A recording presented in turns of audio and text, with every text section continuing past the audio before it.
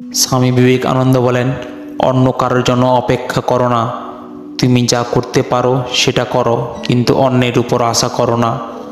আমাদের প্রথম কর্তব্য হলো নিজেকে ঘৃণা না করা। উন্নত হইতে হইলে প্রথম নিজের উপর, তারপরে ঈশ্বরের উপর বিশ্বাস আবশ্যিক। যাহার নিজের উপর বিশ্বাস নাই, তার কখনো ঈশ্বরের বিশ্বাস আসতে পারে না। কোনো জীবনই ব্যর্থ হবে না।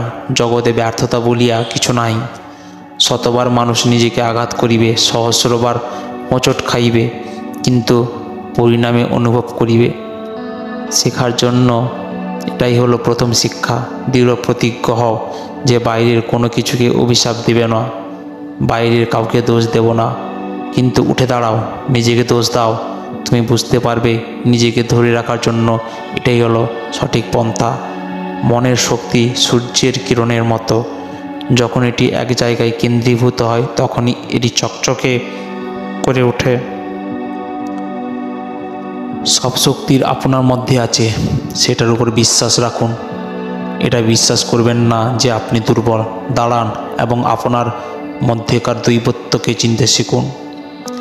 মস্তিষ্কের উচ্চ মানের চিন্তাভাবনা দিয়ে পূর্ণ করে দিবারাত্রি এগুলো তোমার সামনে রেখে চলো। এগুলোর থেকে মহান কাজ বেরিয়ে আসবে। নিজের জীবনে ঝুঁকি নিন। যদি আপনি জেতেন তাহলে নেতৃত্ব করবেন, আর যদি হারেন তাহলে আপনি অন্যদের সঠিক পথ দেখাতে পারবেন।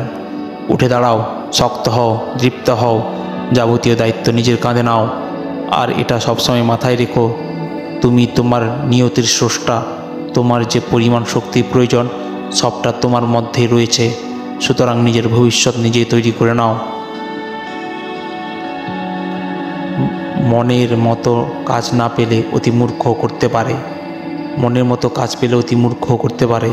যে সকল কাজকে মনের মতো করে নিতে পারে সেই বুদ্ধিমান। কোনো কাজই ছোট নয়।